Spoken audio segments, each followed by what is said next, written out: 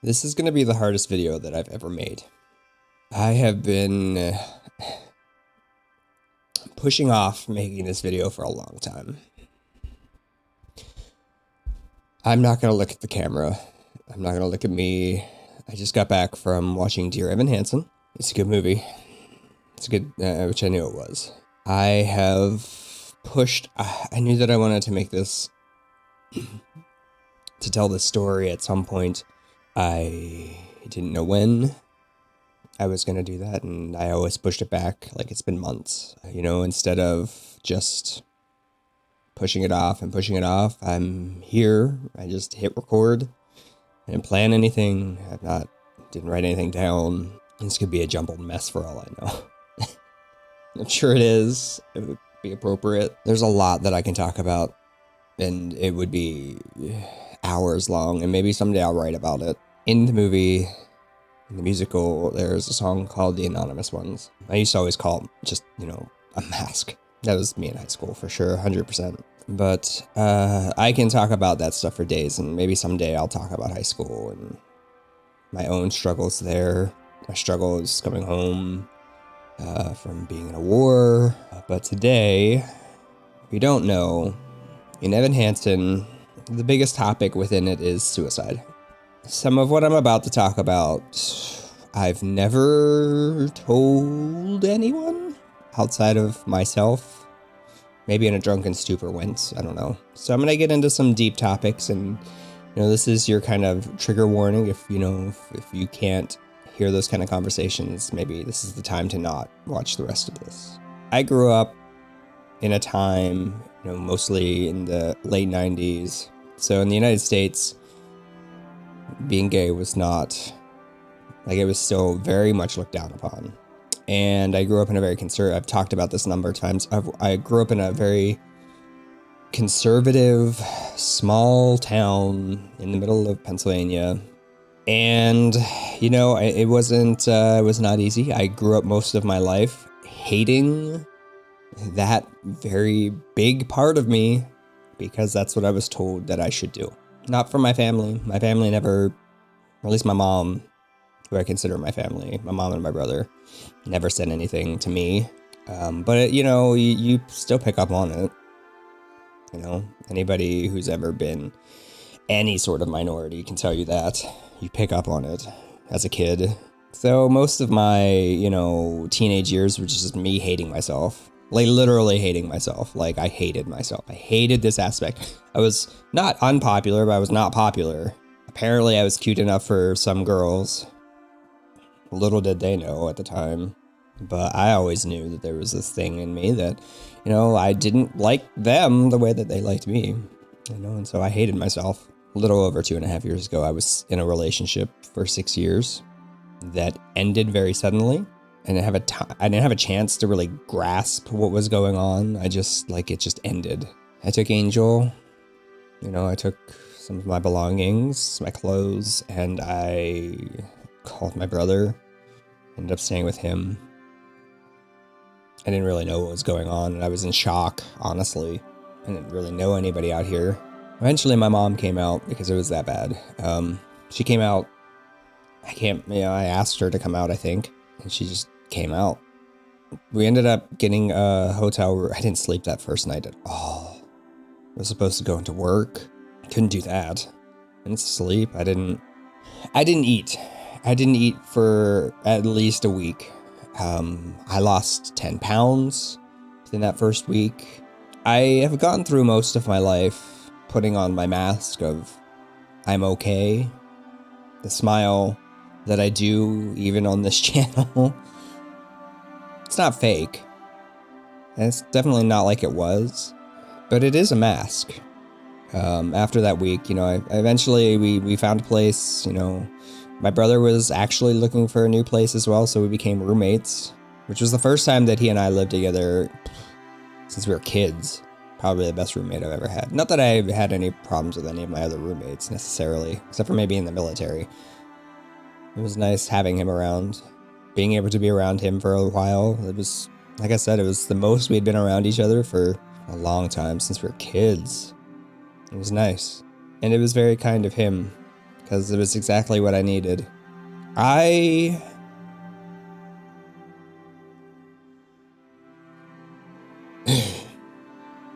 have, I was a soldier once. I, had struggles whenever I came back, everything, and they were bad struggles. I didn't sleep, I didn't eat. I guess I forgot to mention that too. That first week I was not eating. I lost 10 pounds. I couldn't sleep more than 30 minutes. I would wake up. And it wasn't like the typical like nightmares. It was, everything was back to the way it was. And it was like my body was like saying, no, it's not. Wake up. This is a dream. And then I'd wake up and it wasn't the same. Everything was different. I was sleeping in a hotel with my dog and my mom in the other bed. I wasn't okay. I mean, it was bad. I just couldn't eat. I couldn't sleep. I couldn't do anything. I had nothing. I put on that mask though. I put on the mask and I, had to go back to work. I cried in my boss's office. It's not like I've ever shied away from crying, but I've just never been like a huge crier. So to break down in somebody's office like that was just a new thing for me. I was never actively suicidal. Never like a plan or anything like that. But I definitely didn't want to live.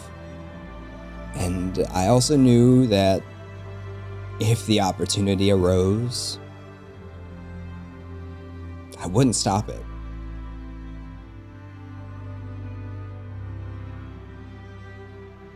In my mind, I knew that I would just let it happen. Stop fighting. Having a master's degree in clinical psychology doesn't mean that you're immune to these things. And you think that maybe we would be better at preventing, but no. It just means that you're more aware of what's going on. At that time, then, I would be going out most weekends with some friends to just, I'd go out and drink and dance and have a good time. I'd do my weekly stuff, but I'd go out, meet people. You think that would maybe help, but it's all shallow. It's all a Band-Aid on a gushing wound, right? Because in the back of my mind, I still knew that I didn't care. If something happened, I didn't care. Like, it could just happen, and I would be fine with that. There were definitely moments where I was too reckless with my own life. And the nice thing, even then, is that having my brother there, when I got home, sometimes, from those nights, it was nice seeing him. It felt like somebody was there. There was still that part of me that just didn't. It's just so tired. Damn you, Evan Hansen. I eventually, the hidden story in all of this, prior to moving to Chicago, I was feeling really good. I started to build up my confidence within myself. I was losing weight. I was working out. I had awesome muscles. I was doing awesome. Out of that, I actually just found the other day a document. Actually, it was on one of my online documents. It's the checklist to a better Shawn. Before I left for Chicago, I was doing pretty awesome. I found a confidence in myself that I had lost within that relationship, within my body, within my looks, within my abilities. Like, I was feeling good about myself that I hadn't felt in a long time. Out of all of that shit and bad feeling, all of that pain, I started to feel good. Eventually. I started to feel really good. I started to feel good about myself. I started to do the things that I should have been doing, and I felt great. Instead of going and eating a bunch of whatever for lunch, I would literally walk 2 miles around the campus. I was eating better than I had ever eaten. I had found my confidence within myself And then I moved to Chicago to start a PhD program at Illinois Tech. I could have stayed at my job, and it probably, hindsight being what it was, it probably would have ended better. I would probably be in New York right now studying as of last fall, actually. So not so a year ago. But I made a decision that I didn't want to stay in St. Louis anymore. I wanted to move on from here and hopefully work on that PhD. So I did. I moved up there, spent all of my savings, all of my money to get up there and to start the education. I knew that it was going to be tough, didn't have much funding. I'm not going to get into the details. That's another video, but COVID happened. I had a bad mentor who was only interested in helping himself and definitely not interested in helping me whatsoever. And I recognized that, thankfully, and I left that place. I don't think I've ever talked about the toll that took on me so relatively soon after what just happened, or what it felt like just happened. You work so hard to get somewhere, and then just like that, it ends. It's gone. And you're put back in your place and you're just made to think that this was not meant for you. You grew up a certain way. You didn't get to go to school. Like, you weren't supposed to go to school. This was not meant for you. You're not supposed to have that kind of relationship. You're not supposed to have the family that you helped build. You're not supposed to have that education that you worked so hard for. Get in your place, Shawn. Get in your place. I felt like every single time I tried to get somewhere, it was being gatekept. And a lot of the times, like, this just feels like the world just kept pushing me down. You can't have that kind of family. You can't have this degree. You can't have those things. And I'd be lying if I didn't say that just absolutely hurt. Like, I know that I made the right choice. I know that it was the best choice that I could have made in that situation. But at the same time, it hurt. I worked years to get to that point.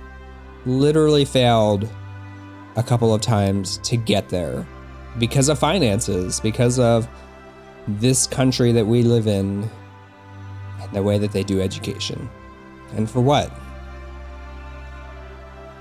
A master's degree in clinical psych that I barely use, except for the occasional commentary here, thousands of dollars that I will have to pay back for the rest of my life. For what? There's a better ending, I suppose.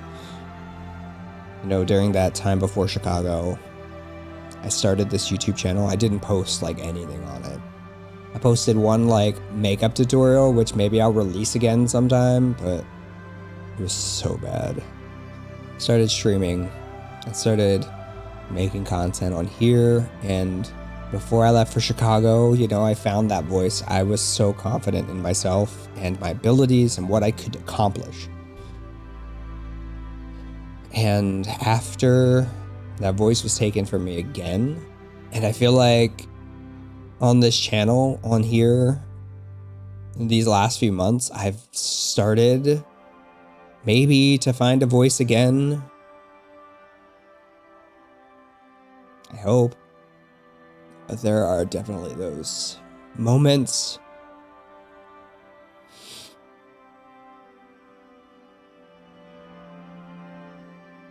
where I still know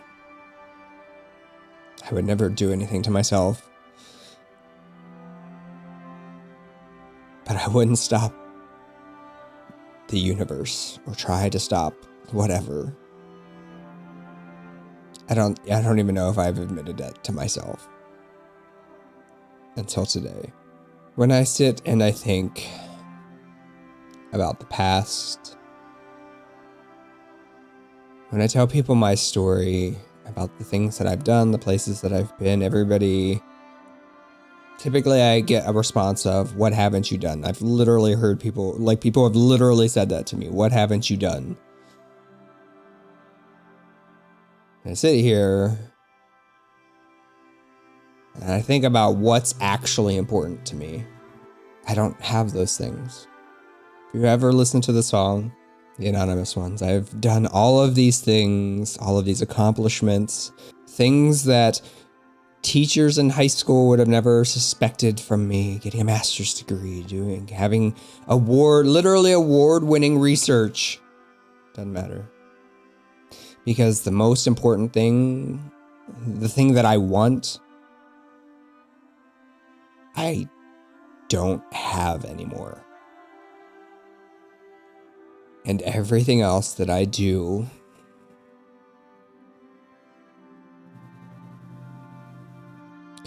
is just an attempt to hide it. I don't know how to end this video. I'm not even sure if I'll upload it. I might chicken out. I probably will, honestly, but I always try to end my stuff positive, I guess, even through all the shit. So I know that I'm not the only one out there. And I know that we've all been struggling throughout this entire pandemic. So what I will say is I want you to know that, I feel you, and, I try to bring at least some joy to our world, but I don't want you to think that I don't struggle too. I know I can only know you through the binary code that is the internet, but I've always wanted this time and this space to be sacred to us. Period. Like, whatever we're doing, whatever shitty thing that is happening in our lives, this is our time. Right here, these 30 minutes, these 10 minutes, these whatever minutes. This is our time to be together and to just exist in this moment without thinking about the shit. I want you to know that I am thinking of you and I care about you and that you matter to me and to this community that we've started together. I can do the it gets better trope because sometimes it does. It doesn't always get better, and sometimes it'll get better and then it'll not be okay all of a sudden. But I want you to know that you have a community here and that I care, because I do. I care because that's what this community, this channel, the channels that I have, Psynergic, that's what it's always been about for me. It has been that search, that confidence for that right of just being. And that's what it will always be. That's what Psynergic will always be to me. Psynergic, without the P, the actual word synergic, it means working together towards a common end, a common goal. And that's the embodiment of this channel, of that character that's not actually a character. That is the channel. I know that this wasn't a very chipper video, and I'm sorry for that, but I want you to know that I struggle too. I hear from you guys about some of your struggles, and I want you to know that I share those struggles too. Thank you for being here. Thank you for being a part of this community, for coming on so many different journeys with me, for allowing me to be my awkward, odd, weird self from the deepest parts of my heart. Thank you. Seriously. I'm not gonna do my typical outro because this isn't typically me, but be safe. Take care of your loved ones. Call them. I'll see you guys soon.